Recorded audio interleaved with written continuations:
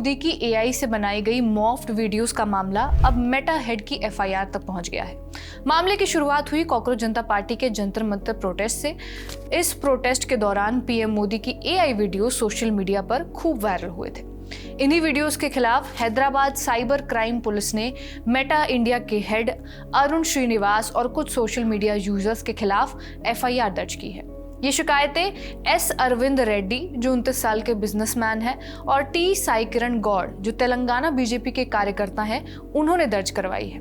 मामला ऐसे समय पर सामने आया है जब मेटा पर पहले से ही केंद्र सरकार सवाल उठा रही है। दरअसल कुछ दिन पहले पीएम मोदी की फेसबुक पोस्ट को कुछ समय के लिए ब्लॉक कर दिया गया था।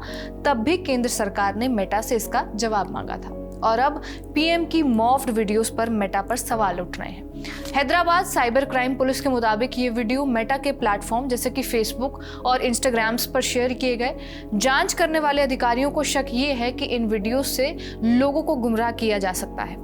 इन शिकायतों के आधार पर हैदराबाद साइबर क्राइम पुलिस ने आईटी एक्ट की धारा 66C और 67 के तहत मामला दर्ज किया है। ये धाराएं पहचान की चोरी और इंटरनेट पर अश्लील कंटेंट शेयर करने से जुड़ी हुई हैं। इसके अलावा आरोपियों पर बीएनएस की धारा 353(2) और 336(4) भी लगाई गई है, जो ऐसी बातों या पोस्ट से जुड़ी हैं जो लोगों में गड़बड़ी या भ्रम फैला सकती हैं और ऐसा कंटेंट बनाने से रिलेटेड है जो किसी की इमेज को नुकसान पहुंचा सकती है। साइबर क्राइम पुलिस ये पता लगाने की कोशिश कर रही है कि ये एआई वीडियो सबसे पहले कहां से बने, कैसे सोशल मीडिया पर इतने ज्यादा शेयर हुए और क्या मेटा के पास इन्हें रोकने के लिए सही सिस्टम था या फिर नहीं। साथ ही साथ ये भी देखा जा रहा है कि इन वीडियोस को बनाने में, अपलोड करने या शेयर करने में किन लोगों का रोल रहा है। इसी मामले में मेटा इंडिया के हेड अरुण श्रीनिवास पर शिकंजा कसा गया।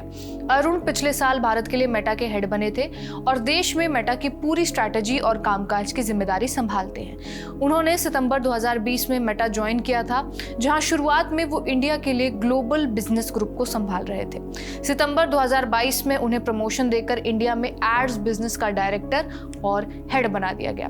अब तक मेटा ने इस एफआईआर पर कोई आधिकारिक बयान नहीं दिया है।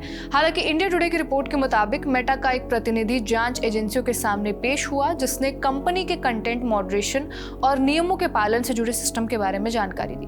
हालांकि यहाँ ध्यान देने वाली बात यह भी है कि ये मेटा के अधिकारियों को भेजे गए सरकारी समन से अलग मामला है। पिछली बार केंद्र सरकार ने मेटा के टॉप ग्लोबल अधिकारियों को समन भेजा था, तब पीएम के फेसबुक पोस्ट को कुछ समय के लिए प्लेटफॉर्म पर रोका गया था।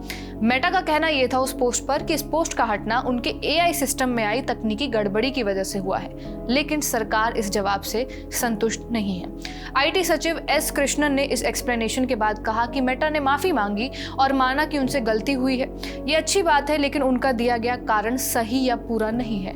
उन्होंने साफ कहा कि सरकार इस जवाब से खुश नहीं है और इस पूरे मामले में और जानकारी मांगी जा रही है। ये सब कुछ ऐसे समय पर हो रहा है जब बाकी सोशल मीडिया प्लेटफॉर्म्स पर भी सख्ती बढ़ रही है। हाल ही में केंद्र सरकार ने आईटी एक्ट के तहत बिट चैट नाम की एक ब्लूटूथ मैसेजिंग ऐप को भारत में ब्लॉक करने का ऑर्डर दिया था।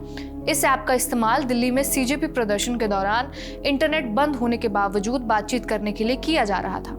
इससे पहले भी भारतीय अधिकारियों ने मेटा से व्हाट्सएप के यूजर नेम फीचर को रोकने को कहा था, क्योंकि उन्हें डर था कि इससे फिशिंग यानी कि किसी की पहचान बनकर धोखा देने और डिजिटल अरेस्ट जैसे स्कैम्स बढ़ सकते हैं। इसके अलावा जून में नीट रीटेस्ट से पहले भी सरकार ने टेलीग्राम को कुछ समय के लिए ब्लॉक कर दिया था। दिल्ली पुलिस ने भी कई सोशल मीडिया प्लेटफॉर्म्स को ये ऑर्डर दिया था कि वो ऐसे पोस्ट और वीडियोस हटा दें जिनमें प्रधानमंत्री के खिलाफ आपत्तिजनक या फिर गाली गलौज वाली बातें की गई थी। ये कंटेंट जंतर मंतर पर हुए छात्र प्रदर्शन और 20 जुलाई के संसद चलो मार्च के दौरान हुई हिंसा से जुड़ा हुआ था। अब इस पूरे मामले पर संसदीय समिति ने बड़े सोशल मीडिया प्लेटफॉर्म्स के प्रतिनिधियों के साथ इलेक्ट्रॉनिक्स और आईटी गृह मंत्रालय के अधिकारियों को 3 अगस्त को होने वाली बैठक के लिए बुलाया है। यहाँ डिजिटल प्लेटफॉर्म्स के रूल्स और कंट्रोल पर चर्चा की जाएगी। फिलहाल मेटा की वीडियोस को लेकर जांच अभी शुरुआती दौर में है और अब तक इस मामले में कोई अंतिम फैसला नहीं आया है। इस वीडियो में बस इतना ही से रिकॉर्ड किया हमारे साथी सर्वेश ने। मेरा नाम है रिया, आप देखते रहिए खबरगांव। धन्यवाद।